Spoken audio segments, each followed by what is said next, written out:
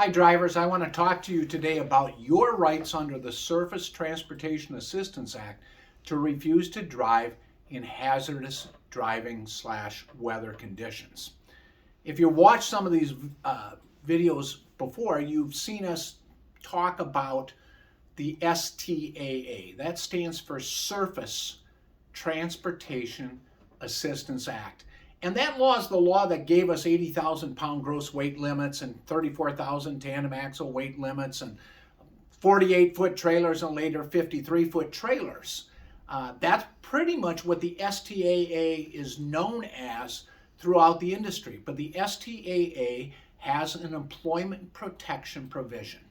And that provision says no person may discharge, discipline, or discriminate against a commercial vehicle driver because that driver either makes a complaint to the employer or the government about a violation of a commercial vehicle safety regulation, or refuses to drive because driving would violate a commercial vehicle safety regulation, whether it's a major violation or minor out of service, non-out of service. And thirdly, it protects the driver from retaliation because the driver refuses to drive based upon a reasonable apprehension of serious injury. Now, in several cases, the Department of Labor, who has jurisdiction over these cases, their judges and their appeals board within the Department of Labor has found that a refusal to drive due to hazardous weather conditions or road surface conditions, however you want to frame it, is a protected activity and retaliation is prohibited. Now, I want to give you some guidelines to follow if you're facing a situation where a company that employs you or retains you as an owner or operator is pressuring you to drive in bad weather conditions or bad driving conditions. Several guidelines to follow.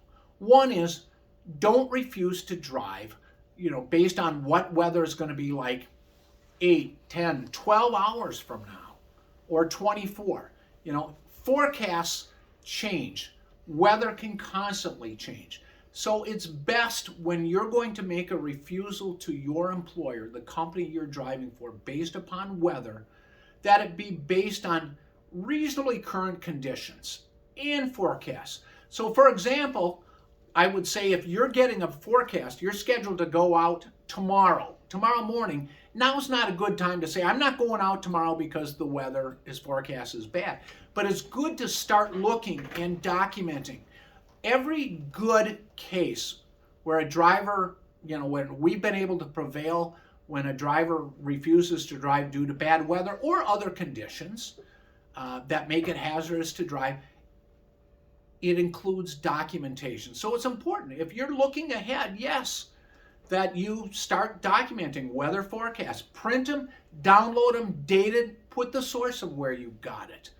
Okay? The other thing that's important to do is update that throughout the day or the evening. And when you wake up tomorrow morning and it's snowing, sleeting, blowing snow, blizzard conditions, that you again update it.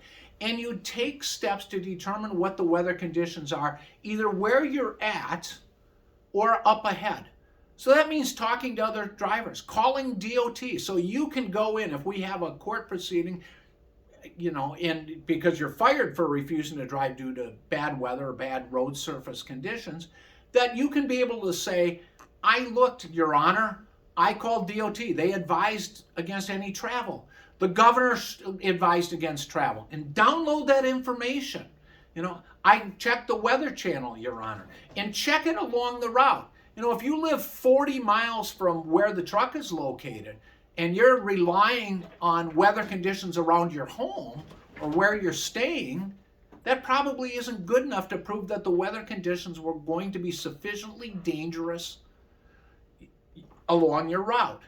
So 1, have good documentation.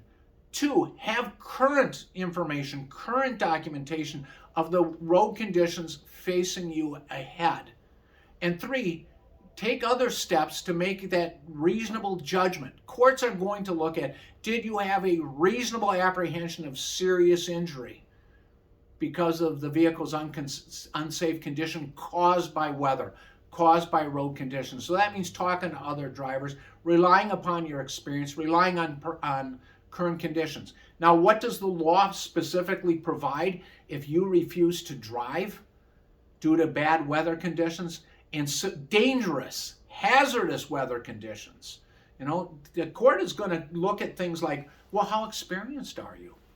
How many times have you driven before? You know, things of that nature are going to come into play here. But the law prohibits retaliation for refusing to drive because driving would result in an actual violation of a commercial vehicle safety regulation. That's one protection. And so there's a bad weather driving condition, 392.14, I believe. And two, it also protects you based on a refusal to drive based upon a reasonable apprehension of serious injury because the vehicle's unsafe condition, and the courts have interpreted unsafe condition can be an unsafe condition caused by fatigue or weather as well, but you need to obtain correction of the unsafe condition by booking off work. So if you have that good documentation, and you made a objectively reasonable determination that weather driving was so severe that it was dangerous, then you're protected under the law. If you're retaliated against, there's remedies that you have available under the law, including reinstatement to your previous position, back pay, provable mental damages where for mental pain and emotional distress caused by a firing, provided you can prove it, attorney's fees, and some other relief. So it's important to be safe out there, and it's important to document your refusals to drive because driving would violate a DOT regulation or was otherwise unsafe. Thanks for watching these videos. Be safe out there.